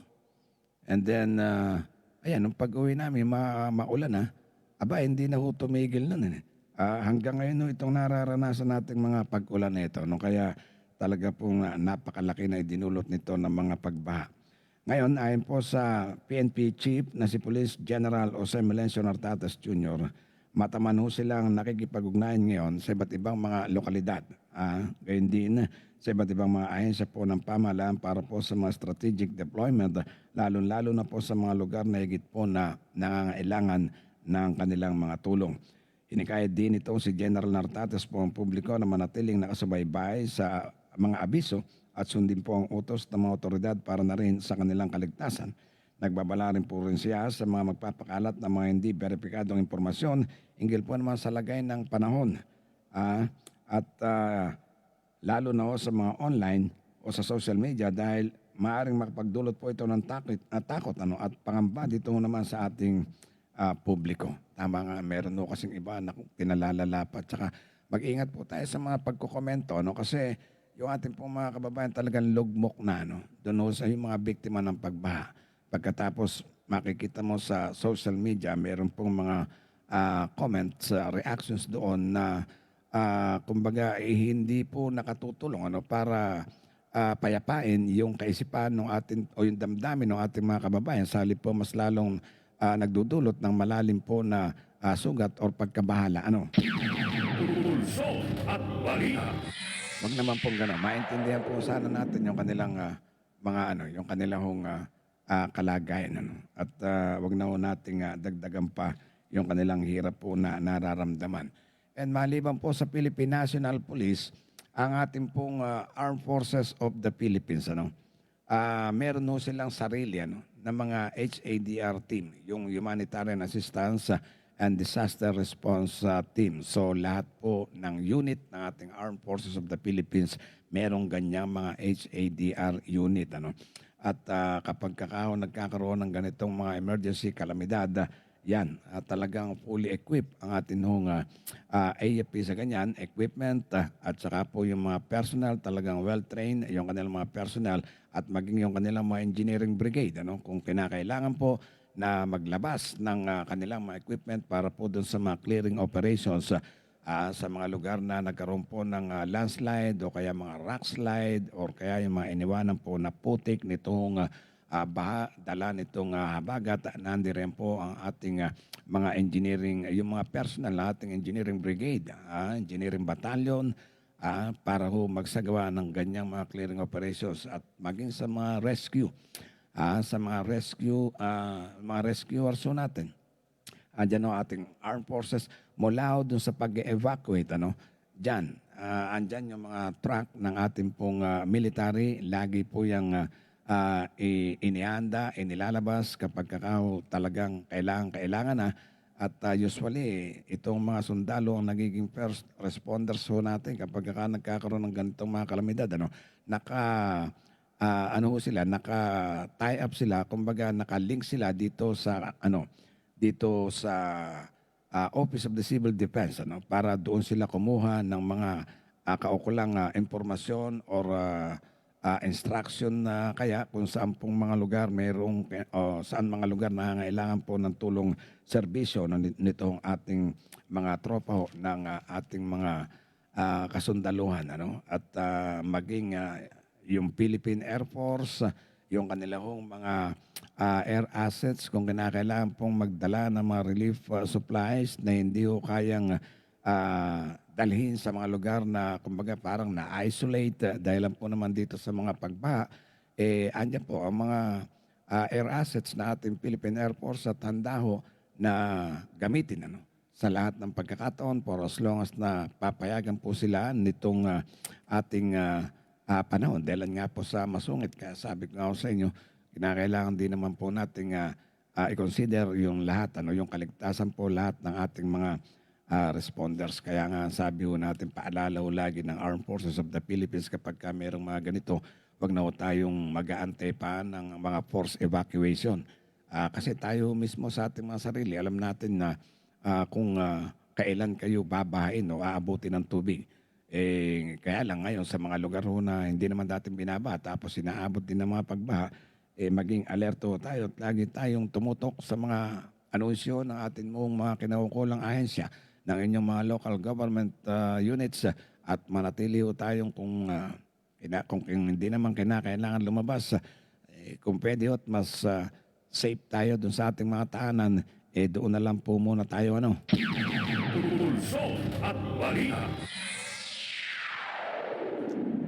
Si Jenny Guanlao, good morning po sa ating mga katropa. Shout out daw po muna sa mga tropa natin. Ingat po tayong lahat. Laging paalala natin, wag po tayong magiging pasaway sa ganitong mga pagkakataon. Babalik po kami na Ron Angeles. Sandali lamang po, meron pa kaming ilang mga paalala. Ito ang DWDD 1134 kHz AM. Balita, impormasyon at musika. Ito ang DWDD AFP Radio. Boses ng Kawal Pilipino. Kayo ay nakatutok sa DWDD AFP Radio. Kami po ay kasapi ng KBP, kapisanan ng mga broadcaster ng Pilipinas. Tagapagtanggol ng kapuluan. Tagapagbantay ng ating karagatan. Nangangalaga sa kapayapaan. Naglilingkod ng buong tapang para sa bayan.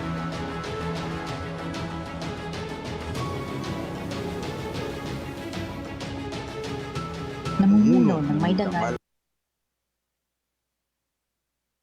Para sa masagana At mapayapang pamayanan. sa dagat man, Lupa.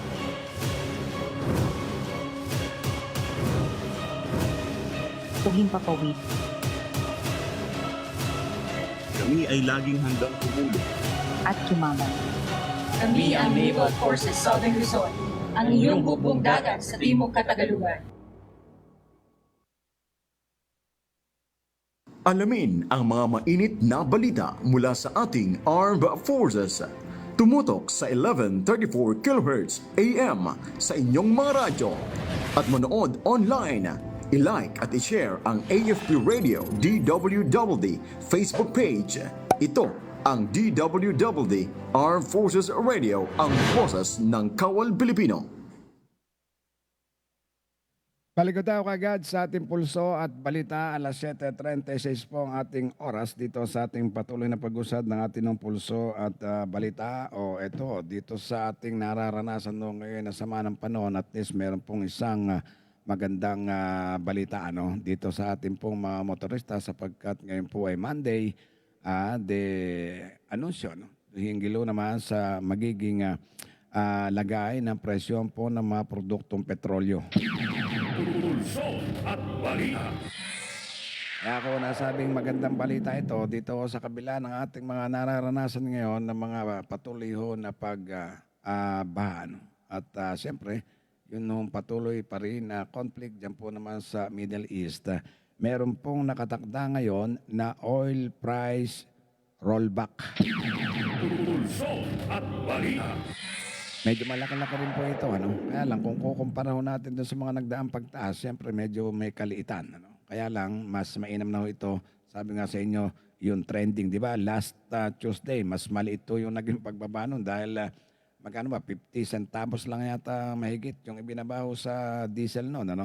And ngayon, asahan na po, ayon sa mga kumpanya ng langis, bukas, epektibo bukas, mula 4.50 hanggang 5 pesos kada litro ng diesel at gasolina. Pulso at balita.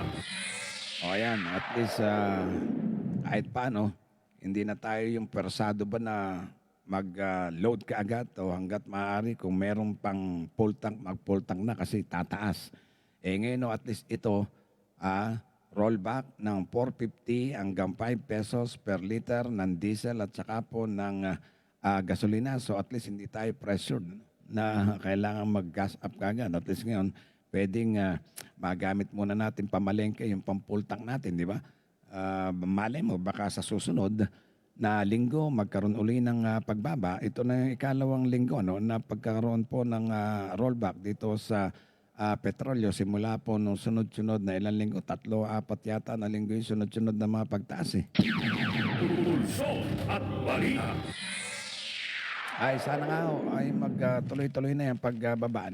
Kasi makatutulong yan. Kasi bukod doon sa mahirap na daan ngayon ng ating mga biyahero, talagang yung presyo ng petrolyo, isa yan sa nagpapataas na atin ng mga pangunahing bilihin. Again, sa ating pong Department of Agriculture, sa ating pong Department of Trade and Industry, tutukan po natin itong mga negosyante. Baka mamaya magsamantala itong mga ito. Lalo na baka mamaya meron pang, ang isa sa nagpapataas niyan, maliban ho doon sa mga, doon sa mga dinadaanan, mga pagbagyo ngayon, itong mga middleman, yung mga ahente, kasi sila ho nagtatakda ng mga presyon ba. Laway lang ang puhunan nitong mga ito. Kung tutusin mo, yung mga magsasaka na nagpakahirap mula doon sa pagbubungkal ng lupa, pagtatanim, pag-aalaga, hanggang sa ito i-harvest, mas malaki pa ho ang kinikita ng mga ahente dyan. Kala nyo ba? Pulso at balita. Samantalang ito, umulan, bumagyo, umaraw, nanganduroon lang naman sa kanilang mga tahanan yan. Lalabas lang yan kapag harvest na. Pupunta rin sa mga farmers, sila yung magtatakda ng presyo. Sasabihin, may buyer kami, ganito, ganyan. Lugar ho na yung kikitain ng ahente, mapupunta na ho dun sa mga magsasaka, wala nadudukutan pa nitong mga ahente. Kawawa yung ating mga magsasaka talaga. Hanggang sa bentahan na lang hindi pa makalusot dito sa mga ahente.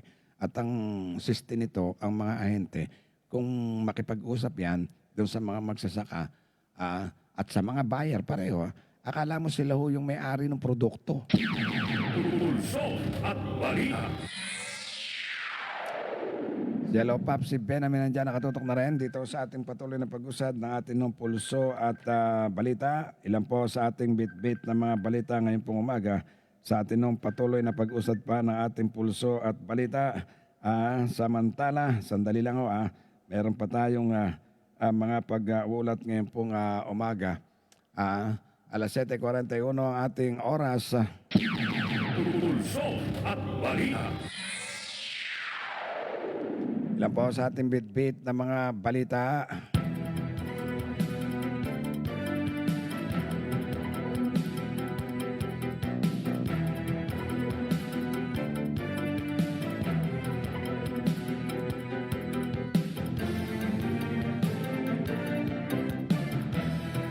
Ilan po sa ating mga tinututukan ngayon mga balita. O baka tayo ho naman malibang ng malibang din ho sa epekto ng atong sama ng panahon ng habagatan. Good morning daw muna katropang Nick. Sabi nitong si hello Papsi Benamin. And stay safe at healthy. Mahirap magkasakit sa ganitong panahon. Totoo nga ho naman. Actually, kahit hindi ganitong panahon, mahirap magkasakit. Pwede nga lang bawal Pwede nga lang ipagbawal. Ipagbawal natin yung magkasakit ano. Pulso at balita.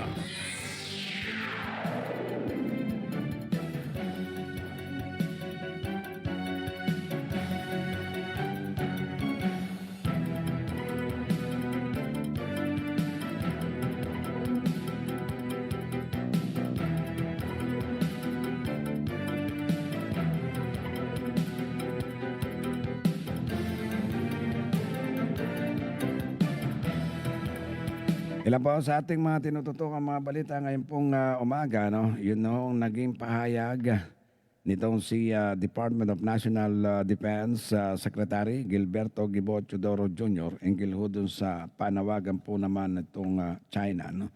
Na abandonahin po natin, ano? Yun daw hong posisyon ng Pilipinas dyan sa Bao de Masinloc. Talaga namang tapang din ho ninyo na magsagawa ng panawagan, ano? Kung sino yung may-ari, sa inyo pang pinatatalikod. Nakakatuwa rin itong China, no? Pagka sa mga ganitong pagkakataon. Hindi natin alam kung saan nila hinuhugot yung kanilang imahinasyon na yan. Pulso at balita. Alas 7:43 ang ating pong oras dito sa ating patuloy na pag-usad ng ating pulso at balita. No? Kasi ayon po dito kay Secretary Teodoro, doon sa naging panawagan yan ng China, sa demand ng China na abandonahin ang Pilipinas, itong kanilang, itong ating position about sa Bao de Masinloc o dyan po sa Scarborough Shoal. Ano kayo? Sinuswerte. Pambihira nga naman. Ano? Sinuswerte kayo para kayo manawagan. Ang Pilipinas may pinangahawakan ito kahit paano. Merong arbitral award noong 2016. Ano? Yung arbitral award mula sa The Hague na pumapabor dito sa Pilipinas while ibinabasura yung imaginary claim ng China na 9-dash line na eventually ginawa pa nga nilang 10-dash line yan. Pagkatapos kayo ang mananawagan pa na abandonahin ng Pilipinas yung kanilang karapatan dyan po sa Bao de Masinloc. Pulso at balita. Nakakatawa, ano? At ang lakas ng loob ninyo, no? Parang hindi na ho kayo nahiya sa mundo na alam na yan hong Scarborough Shoal bahagi po at nasa loob ng exclusive economic zone ng bansang Pilipinas. Pulso at balita. Ayon dito kay Assistant Secretary Arsenio Andulong, at the same time spokesperson po ng Department of National Defense, ay tahasan po na sinosoplak ng ating pong Department of National Defense yan pong panawagang yan at yang itong false characterization o itong imahinasyon ng China na yan, yung kanyang panawagan. Kaugnay dito sa atin. Ang sa atin po kasi very lawful itong ating pangangalaga dyan po sa Scarborough Shoal. Doon sa ating sovereignty, dyan po sa West Philippine Sea, dahil lang sa meron nga ho tayong pinangahawakan dito, no, na yun nga ho, yung arbitral award o yung ruling mula ho dyan sa The Hague. Paano naman ho kaming tatalikod doon sa aming position? Imagine ninyo, kayo nga ho mismo wala kayong pinangahawakan din Wala ho kayong maipakita na kahit na anong katibayan na sa inyo yung lugar na yan, maliban doon ho sa imaginary na mga 9 dash line claim ninyo o kung 10 dash line man yan. Wala ko yung maipakita kung hindi yung inyong ginagawa ng mga coercive, illegal na mga activities dyan po naman sa bahagi ng West Philippine Sea. Kayo ho yung patuloy na umaangkin dyan sa lugar. Pagkatapos kayo pa yung mananawagan ngayon doon ho sa may-ari para lisanin yung kanilang mga posisyon dyan o baliwalain. Hindi naman ho siguro papayag ang bansang Pilipinas. Kahit ho siguro, kahit siguro sinong bansa, hindi ho papayag dyan ho sa inyong hamon na yan. Pulso at balita. Si January 7, good morning ang kanyang bati sa atin nung mga katropa. Ang sabi ho ng Department of National Defense na kung mariin ho nilang, mariin ho nilang isinasa isang tabi. Yan hong panawagang yan nito hong Chinese Ministry of National Defense na abandonahin natin yung ating position about dyan po sa Bao de Masinloc. Na aninindigan po ang Department of National Defense na itong Bao de Masinloc ay isang integral and long-standing part o bahagi po ng ating Philippine National Territory. At meron po tayong tinatawag na maritime zones and entitlement na yan po naman nai-establish ng ating Pilipinas at ito alinsunod doon sa United Nations Convention on the Law of the Sea o yung UNCLOS at doon ho sa final and maging ito ho yung final and binding na 2016 Arbitral Award. So very lawful ito. At hindi ho sa atin ang galing ito. Sa UNCLOS ang nagsasabi ho na yang parting yan ng West Philippine Sea bahagi ho ng Exclusive Economic Zone ng Pilipinas. Pulso at balita. Ngayon ang Pilipinas nag-submit na ho tayo ngayon para ho dun sa updated nautical chart ng Bao de Masinloc dito sa United Nations para magkaroon po tayo ng malinaw at malinaw ho na pamantayan.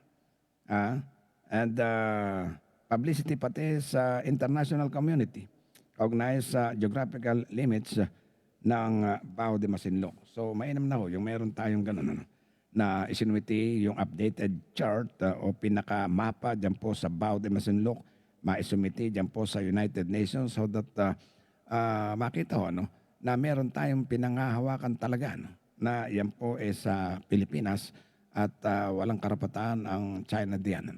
Ever since, ang China ho, wala namang ginawa kundi yung kanilang mga coercive, aggressive, and illegal activities dyan po sa China, sa West Philippine Sea. Yung kanilang illegal na pag-stay, pananatili dyan po sa mga lugar na yun. Maalis lamang ho yan, pagka yung ganyang masama ang panahon, yun, babawasan yung kanilang mga barko, pero after noon, balik na naman yung mga Chinese na yun. Kaya ho ang ating Armed Forces of the Philippines ngayon patuloy na nagsasagawa ng kanilang monitoring dyan po sa ating territorial water, especially dyan po sa ating sa West Philippine Sea. And ganun din yung pagdaragdag ng kanilang pong mga maritime cooperative activity, multilateral na maritime cooperative activity dyan po sa lugar para ipakita sa China na yan ho ay bahagi ng Pilipinas. At alam mo ng buong mundo yan. Kaya nga marami pa yung mga bansa na gustong magsagawa ng kanilang mga exercises makibahagi doon sa sinasagawa ng multilateral maritime cooperative activity diyan po sa area na yan, sa bahagi po ng West Philippine Sea. Kasi alam mo nila na yung lugar na yan, parte ho ng Pilipinas. Pulso at balita. Kaya naman no, ang China, pagka nakikita ho yan, lalong nag-aalburuto. Yung China, pag nakikita nila na marami pang mga bansa ho, yung gusto na makilahok doon po sa pagsasagawa ng mga maritime activity na yan dyan po sa ating bahagi ng West Philippine Sea. Kaya gumising na ho kayo, no? Ang China, never na iiwanan ho yan. Sabi nga ho ng presidente, kahit na 1 square inch, hindi ho isusuko ng Pilipinas pagdating ho sa teritoryo nito. Pulso at balita. Lakas daw ng pantasya ng China. Sabihin ho sa kanila ang hindi sabihin na sa kanila ang hindi ho nila pag-aari. Kulang na lang ang kinino ang Binondo at Divisoria. Yun nga pala, yun nga Batanes, di ba? Yung Batanes yung mga scholar ho nila nagpalabas na rin ng kanang pahayag noon, di ba? Ang sabi, extension ng Taiwan. So therefore, part ng China. Hindi natin malaman kung anong klase naman yung ginawang pag-research ng mga ng mga scholar nitong China at lumabas ho doon sa puntong ganon. Mayroon po yun. Kasi mga estudyante pa lang kayo, mga scholar pa lang kayo, ang pagre-research ninyo, inumpisa na kagad ninyo sa mali. O di hanggang sa matapos ho yan, hindi tatama yan. Puro mali na yan. Pulso at balita. Alas 7:53 ang ating oras dito sa ating patuloy na pag-usad pa ng ating pulso at balita sa bilang ho na 1,436 na pumasa dito sa entrance examination na ginawa ng Philippine Military Academy nitong nagdaang taon. 342 ang naka-join, nakapasa dito sa napasama dito sa PMA class of 2030. So 342 out of 1,436 ang matagumpay na nakapasok dito sa Philippine Military Academy class of 2030, yung mga bagong plebo natin. Ang mga 4th class cadets ng PMA class of 2030 ay formal na in-incorporate na ho dito sa Cadet Corps ng Armed Forces of the Philippines. Kasunod ho yan ng isang seremonya na ginawa dyan po sa Fort General Gregorio H. Del Pilar dyan po sa Baguio City ng kahapon. Formal na silang in-incorporate doon. So ito yung mga magsisipagtapos na mga tinyente pagdating ho ng 2030. Kung lahat sila makakatagpos. Halos lahat naman nakakatagpos. Yung iba, merong mga dahilan siguro, mga health issue or iba pa. Pero usually lahat sila nakakapagtapos naman. And then, itong mga bagong kadeteng ito, kanabibilangan ng 76 na mga kababaihan. 76 na mga kababaihan ang kabilang dito sa 365 na mga candidates na inadmit dito sa PMA noong May 23 matapos na sa mailalim sa mga psychological, physical, medical, and neuropsychiatric screening. Ang kanilang pagkakasama dito sa ating Cadet Corps ng Armed Forces of the Philippines ay matapos yung kanilang 2 buwan na pagsasanay para ho naman doon sa New Cadet Battalion. So congrats dito sa mga bagong kadeteng ito ng ating pong Philippine Military Academy. At Sila ho'y mapapasama dito sa Masiklab Lahi. Yung class nila, yung 2030 na class nila, ang tawag Masiklab Lahi. O ang ibig sabihin, mandirigmang simbolo ng katapangan at lakas para sa bayan po ng lahing hinirang. Ayan. Sa isang mensahe sa kanyang speech, sinabi ni PMA Superintendent Lieutenant General Michael Loico sa mga bagong kadete na ang kanilang pagkaka-incorporate dito sa Cadet Corps ng Armed Forces of the Philippines ay hindi ho ito katapusan. Hindi ibig sabihin tapos na ang kanilang paghihirap, pagkus umpisa pa lamang po ito ng mas malaking responsibilidad. Dahil luwas na magsipagtapos po yan, ang timano, mga tinyente po yan, mga junior officer kaagad. Kumbaga, malaki ang mababago sa kanila. Mula doon sa pagiging civilian, tungo sa pagiging kadete na ating Philippine Military Academy. Maraming mababago sa kanilang pagkatao. Unang-una, yung disiplina sa sarili dyan. Yung standard na pinatutupad dyan po naman sa loob ng premyadong akademiya. At yung, alam mo na, yung honor ng ating pong mga kadete dyan. Especially sa pagsusuot ng kanilang mga uniform. Siyempre, malaki-laking adjustment yan. Yung sanay ka sa pagiging civilian, especially sa paggising lang, tutulog ka hanggang gusto mo, di ba? Lalo ganitong panahon. Pag andyan ka sa akademya at ikaw ay isa ng plebo, hindi na po pwede yan. Marami na adjustment, pati doon sa mga trainings na pagdadaanan, talaga namang matindi ang military discipline dyan. And also yung physical conditioning doon sa ating mga kadete, as well as yung character development nitong mga kadeting ito. Plus, siyempre, yung military values and also basic combat skills na gagawin ng paghahanda sa kanila. Marami yung magiging pagbabago talaga sa buhay po nitong mga kadeting ito mula sa kanilang pagiging buhay sibilyan. Yun nga lang, sa maganda rito, talaga namang wala silang magiging problema dito. Kasi lahat sagot ito ng gobyerno, yung pagpapaaral sa ating mga kadete. Pagpasok nila sa PMA, talagang wala silang bit-bit, kundi yung kanilang kasuotan nung pumasok doon.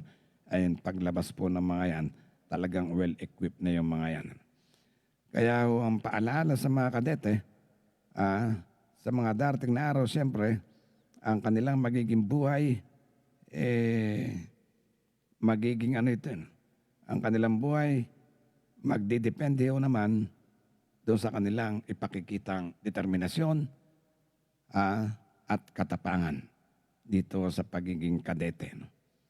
Lalo na pagka ikaw ay naging opisyal na. Kaya hinikaya nitong si Lieutenant General Loico, itong mga bagong plebo na ito, mga kadete, na kapag kayo mga naging opisyal na, siyempre ang atin ng bansa ipagkakatiwala sa inyong mga kamay. Lifetime na serbisyo yan sa ating bansa at sa atin ng mamamayan.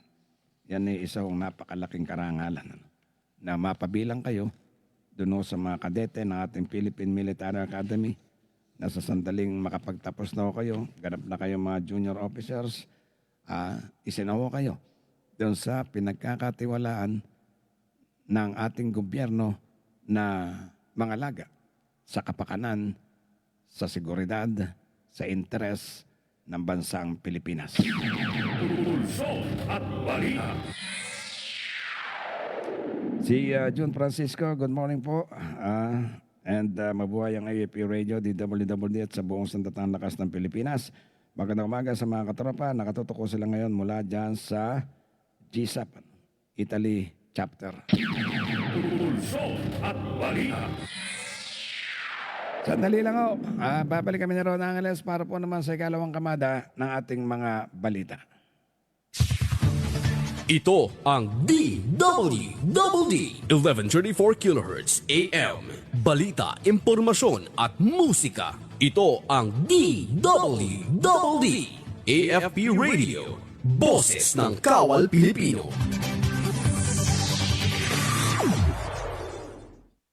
Kayo ay nakatutok sa DWDD AFP Radio. Kami po ay kasapi ng KBP, Kapisanan ng mga Broadcaster ng Pilipinas. Isa at kalating minuto makalipas ang alas 8.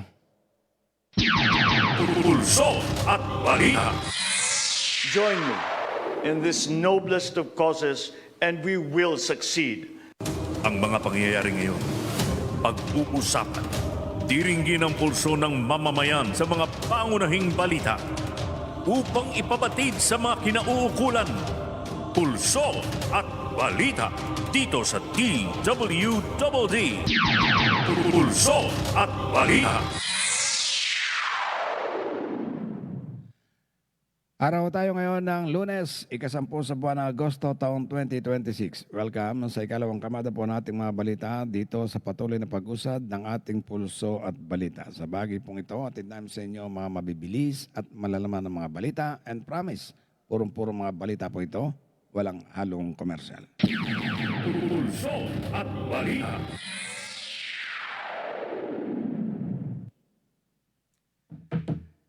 Sa atin noong mga balita dito sa ikalawang kamada,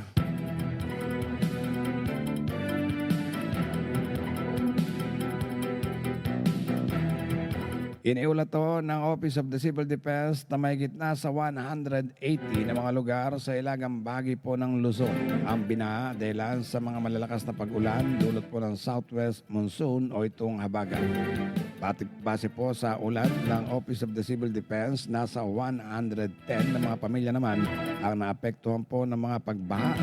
86 na mga evacuation center naman nasa 86 po ng mga evacuation center, nasa 2,200 na mga pamilya o katumbasuyan ng 7,300 na mga individual ang doon pansamantalang sumisilong.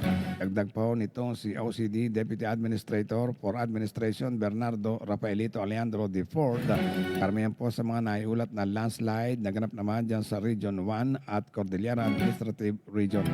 Ayon po sa OCD, sa mga naiulat na casualty, wala namang iniulat ng mga nasawi at 7 iba pa ang nasugatan dahil lang po naman sa sama ng panahon.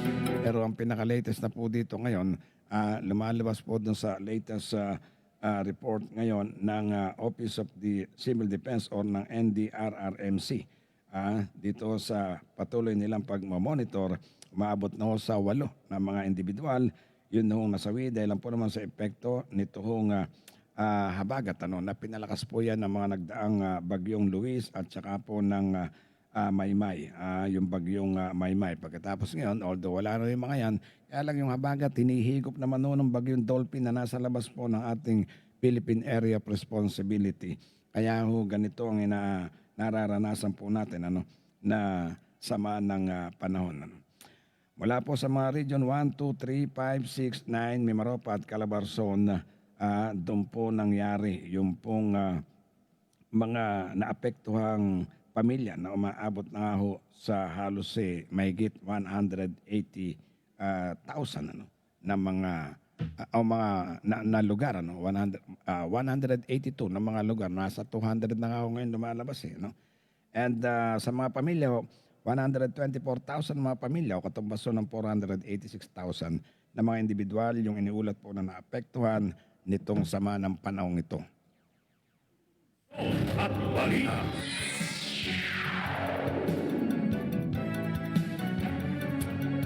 Lagi po ng ating bitbit na mga balita dito sa ikalawang kamada, nagdulot to ng pagbaha sa ilang mga komunidad sa lungsod ng Maynila at iba pang bahagi ng kanlurang Pilipinas ang pinalakas na habagat po na pinaigting ng bagyong Dolphin na nasa labas ng ating Philippine Area of Responsibility. Dito sa Quezon City, bahagi ng Metro Manila, nagdulot to ang malalakas na pag-ulan hanggang baywang na pagbaha sa mga mabababang komunidad at mga lugar malapit po sa mga sapa. Mga isang May gito sa 1,000 mga residente ang sinasabing nakisilong muna malapit po sa mga tributary at mga lugar na madaling bain ang inilikas. Dahil po naman sa pangambang patuloy pang pagtaas ng tubig doon. Samantala, ayon po sa National Disaster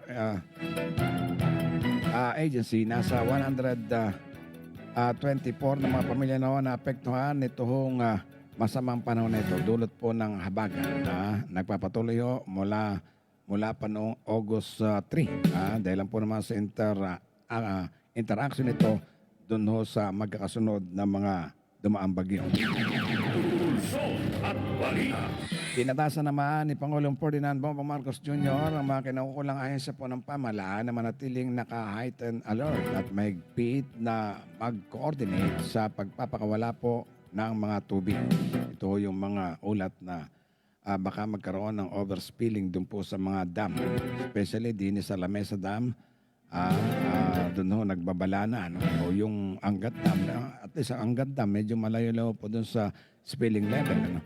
Ito ay habang patuloy na nakaka-apekto sa ilang bahagi ng bansa ang pinalakas na southwest monsoon o itong habagat. Sabi ng Malacanang, mahigpit na minomonitor ng Pangulo ngayon ang sitwasyon, partikular sa mga lugar na madaling bain at mga komunidad na malapit po sa mga dam, mga water reservoir na tumataas po ang level ng tubig.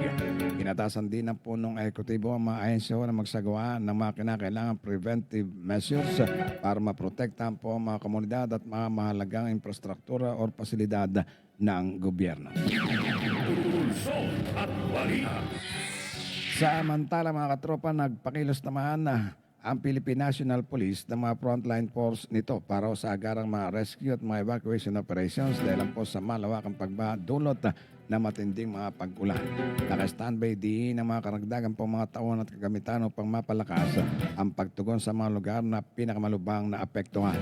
Iniyako nitong si PNP Chief Police General Jose Melencio Nartates Jr. na lubos na nakahanda ang mga taon nito para sa emergency deployment kung kakailanganin. Pinayon din niya ang mga komunidad na subaybayan ng mga opisyal na channel at sitwasyong magbahagi po ng mga hindi beripikadong update online na maaaring magdulot ng hindi ho kinakailangang pangamba o yung pagpapanik kaya. Pulso at balita. Samantala mga katropa, 8 minuto makalipas po ang alas 8, limitado ang operasyon ng LRT-1 matapos pong tamaan ng bumagsak na sanga ng punong kahoy ang itong catenary line malapit sa Bambang Station. Sa ngayon, bumibiyahe lamang po ang mga tren sa rutang Dr. Santos Central Terminal at Yamaha Monumento Fernando Po Jr. Station pabalik. Nagsagawa na ho ang LRT-1 engineering team ng clearing at restoration works upang maibalik sa normal ang operasyon ng LRT. Pulso at balita.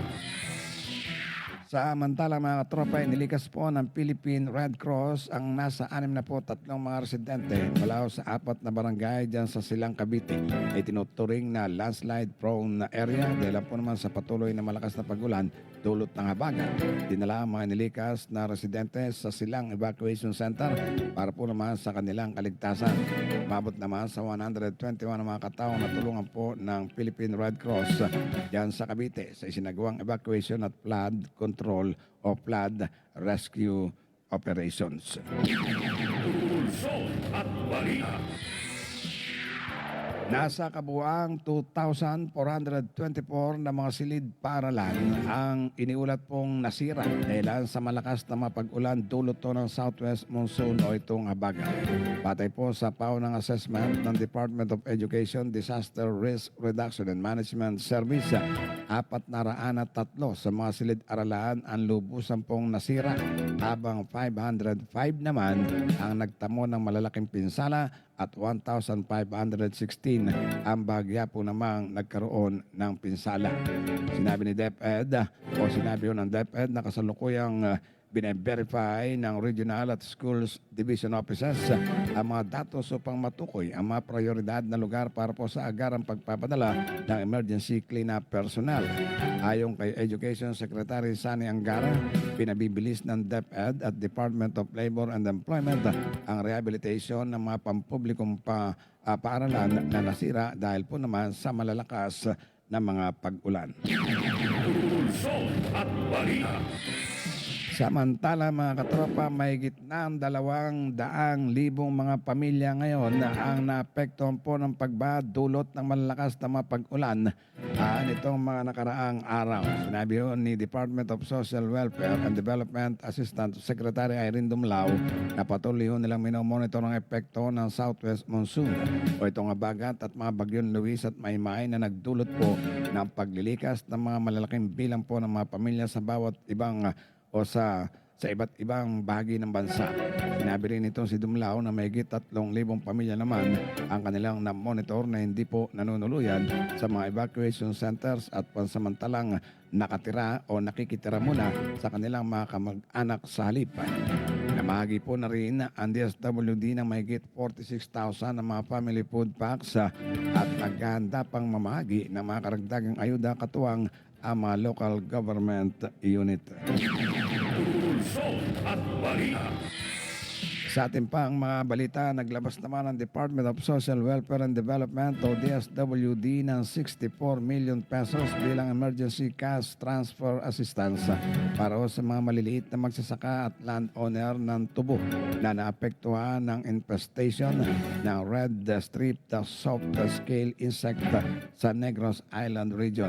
Patay sa datos, 6,269 na mga benepisyaryo nakatanggap ng tig 10,325 pesos mula nang magsimula ang payout noong pong July 29. Iniulat ng Sugar Regulatory Administration na umabot po sa 78,352 hectares na mga taniman po ng tubo ang sinasabing napinsala hanggang Hulyo 17. Pulso at balita. Patuloy tayo sa ating mga balita pa. Sa balitang pangkabuhay naman, magpapatupad po ang Manila Electric Company ng refund na 0.59 pesos kada kilowatt hour para sa mga residential consumer ngayong buwan. Sinabi ni Meralco spokesperson Joe Saldariaga na ang hakbang ay bahagi po ng pagpapatupad ng refund na inaprobahan ng Energy Regulatory Commission. Actually, ipinag-utos yan ng Energy Regulatory Commission, hindi inaprobahan. Samantala, umaasa rin ng Meralco na ang posibleng pagbaba ng singil ay makapagbigay ng ginhawa sa kanila po ng mga customer, lalo na dahil mas mababa rin ang kabuuan demanda sa Luzon Grid. Ayon po naman doon sa tao ng ulat ng Independent Electricity Market Operator of the Philippines. Pulso at balita. Okay nga sana yan, yung refund na yan na nasa 9.5 billion pesos yun pinare-refund doon ng ERC sa Meralco sa mga consumers. Talaga pong makakatulong yan. Sa mataas na bill natin, makakatulong na kahit paano bumaba. Kaya lamang may kasunod yun hindi lang inuulat nitong Meralco may kasunod yan. Meron silang kukolektahin na parang nire-recover nila, At yun ang inaproba ng ERC na nasa 8 billion pesos din na mahigit. Pulso at balita. O, di ba? 9.5 billion pesos yung refund. Kasunod doon yan, may inaprobahan din ng ERC na 8 billion pesos na mahigit na recovery naman. Na nire-recover nitong Meralco para sa mga consumers. Kaya wala lang Parang ganun din. Pulso at balita. Sa kalusugan po, nanawagan ang Palasyo ng Malacanang sa mga Pilipinong nalantad sa baha na agad doon magpakonsulta o yung mga na-expose sa mga doktor habang pinaigting po ng pamahalaan ng mga hakbang laban sa leptospirosis at iba pang sakit na maaaring lumitaw dahil po naman sa patuloy na pag-uulan. O kabilang na ho dyan yung dengue. Ginawa ng Palasyo ang panawagang kasunod ng malawakang pagbaha sa Metro Manila at iba pang reyon dulot sa tuloy-tuloy na pag-ulan na dulot to ng pinalakas na habagat. Sinabi ni Palace Press Officer Claire Castro na inatasan noon ni Pangulong Ferdinand Bongbong Marcos Jr. ang Department of Health na magsagawa ng maagap na mga hakbangin laban po sa mga sakit na maaaring idulot ng matagal na pag-ulan at pagbaha. Nagtatag din ang Department of Health ng dengue fast lane sa mga ospital nito sa buong bansa upang mapabilis ang paggamot sa mga pasyenteng pinaghihinalaang may dengue. Pulso at balita. Balita ko sa ating pang patuloy na pag-usa dito naman sa entertainment. Nagpasalamat si First Lady Maria Luis Lisa Araneta Marcos kina Chris Aquino at sa kanyang mga anak na sina Jos at Bimbi para sa mga advanced birthday cakes bago ang kanyang ika-67 kaarawan. Sa isang post sa kanyang Instagram account, ibinahagi ni Marcos ang larawan nila kasama sina Aquino at ang 4 na cake. Sa isa sa mga ito, nakasulat ang Happy Birthday Plum, acronym na karaniwang ginagamit po para sa First Lady. Kaugnay nito, si Marcos ay magdiriwang po ng kanyang ika-67 kaarawan sa Agosto 21. Pulso at balita. At balita po naman mula sa ibayong dagat, ipinahayag naman ni Pope Leo XIV na may mga inosenteng sibilyang namamatay at nasusugatan sa Ukraine at Russia. Kasabay yun ang panawagan niyang wakasan na sana ang labanan. Ayon po sa Santo Papa, inihiling niya na igalang ang international humanitarian law at itigil na ang mga sibilyang nasasawi, kabilang ho ang mga batang inosente. Ayon sa United Nations, mahigit 16,000 mga sibilyana ang nasawi sa halos 4.5 taon na labanan sa pagitan ng dalawang bansa at malaking bahagi na sa mga ito at ang malaking bahagi sa mga ito ay mula sa Ukraine. Sinabi pa ng United Nations Human Rights Office noong pong July na tumaas ng mahigit katlo o 1/3 ang bilang ng mga nasugatan at nasawi sa mga sibilyan sa Ukraine sa unang kalahating taon dahil sa pagdami po ng mga pag-atake gamit ang mga drone. Pulso at balita. At sa atin ng pangwakas na balita sa palakasan na makakaharap naman ni Filipina tennis star Alex Ayala sa round of 16 ng National Bank Open ang Swiss tennis ace at Tokyo Olympics gold medalist na si Belinda Bencic para po naman sa pwesto sa quarterfinals sa Toronto, Canada. Tinalo ni Alex itong si Cathy McNally sa round of 32. Bumabante naman sa susunod na round si Bencic matapos talunin si Taylor Townsend ng Canada. Ang kasalukuyan pong world number 14 na si Bencic ay tinuturing na protege ng kanyang kababayan tennis legend na si Martina Hingis. Mapapanood ng live ang mga laban ni Alex sa Premier Sports 2 sa Signal at Channel 273 HD at sa Signal Play. Pulso at balita. Sumayin niyo ang kabuuan ng ating mga balita tinampok dito sa ating Pulso at Balita ngayon pong araw na ito ng Lunes, Agosto 10 po tayo, taong 2026. Salamat sa inyo pong pagsubaybay. Ingat po tayo. And sa ngalan ng ating pong mga katropa si Ron Angeles at Regina Scanio Tamaño sa ating pong technical, sina Beta Nieta sa production, sina Jai Simbaon sa aming pong news department. Nag-iwan po sa inyo na isang maganda, maulang umaga. Ingat po tayo. Ako po si Nick Lipana Echevarria. Mga maiinit na balita pupulsuhan sa Pulso at Balita hosted by Nick Lipana Echevarria tuwing Lunes hanggang Biyernes alas 6 hanggang alas 8 ng umaga dito sa DWWD Armed Forces Radio, Boses ng Kawal Pilipino.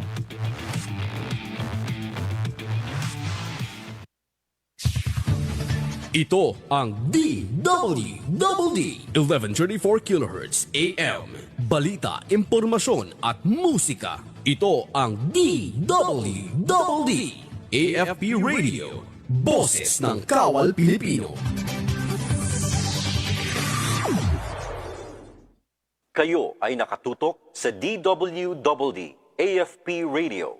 Kami po ay kasapi ng KBP, Kapisanan ng mga Broadcaster ng Pilipinas.